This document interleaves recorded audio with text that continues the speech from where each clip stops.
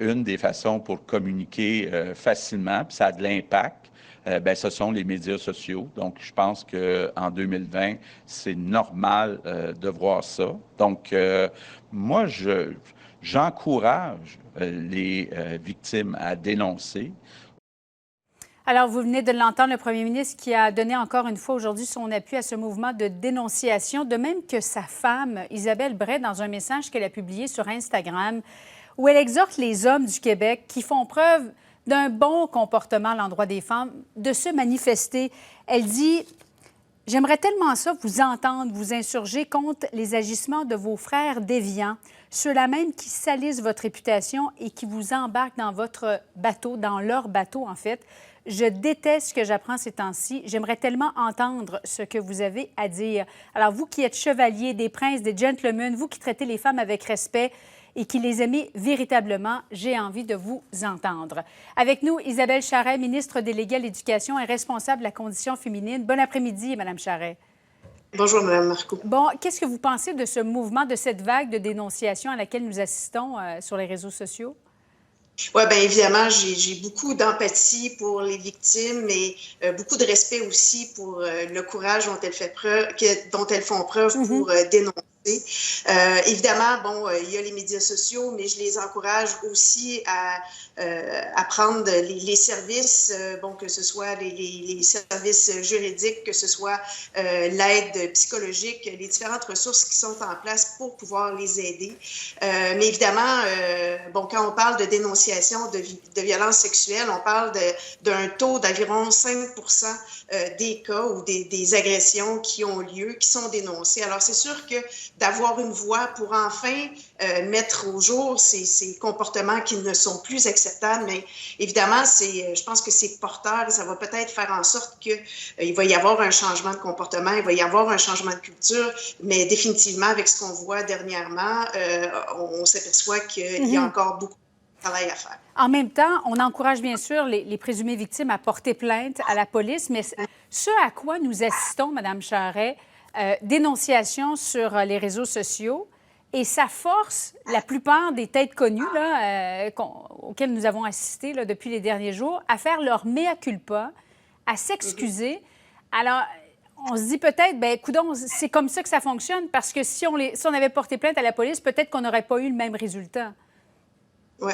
Bien, je pense qu'au-delà de ça, ce que ça dénote, c'est à quel point il y a du travail à faire au point de vue de l'éducation puis des comportements sexuels. Tu sais, je pense qu'on a la portée ou la mesure du fait que les médias sociaux ont été en charge dans les dernières années de l'éducation sexuelle de nos jeunes.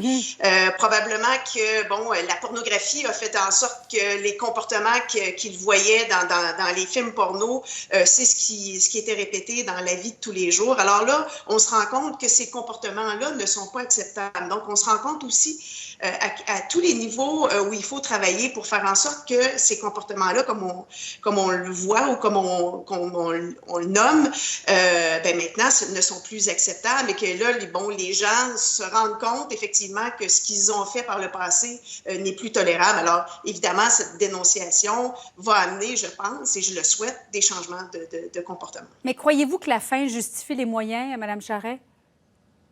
Bien, la fin justifie les moyens. Je pense que de mettre à jour justement ces agressions-là font en sorte que de plus en plus, on va assister à un changement, encore une fois, on ne tolérera plus ça. Je pense que ce qui est important aussi, puis ça va aussi dans le sens des différentes offensives qu'on a mis sur pied dernièrement,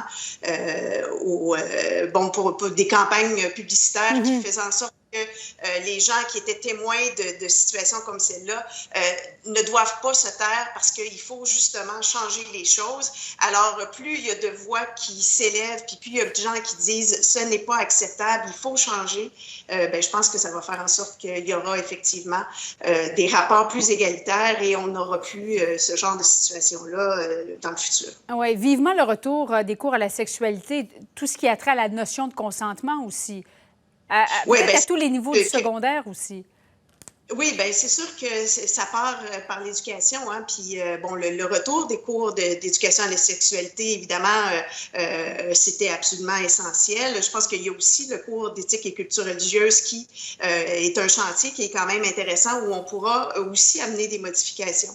Mais comme je le disais, là, on a eu l'avènement des médias sociaux qui ont servi pour l'éducation bien des jeunes et on en mesure la portée ou les impacts. Et évidemment, il faut prendre en charge une éducation qui va faire en sorte qu'on va avoir des rapports égalitaires, qu'on va comprendre qu'est-ce qu'une relation saine entre deux individus doit avoir l'air et que les comportements comme on les voit, comme ils sont dénoncés, ce n'est plus acceptable maintenant. Néanmoins, en terminant, Mme Charret, avez-vous l'impression qu'en ce moment, tout est jugé de la même façon, que ce soit un comportement inapproprié, un viol, on met ça sur le même degré de gravité et les conséquences sont les mêmes. Ça manque un peu de nuance, là. Bien, c'est sûr que, évidemment, bon, l'impact des médias sociaux est énorme.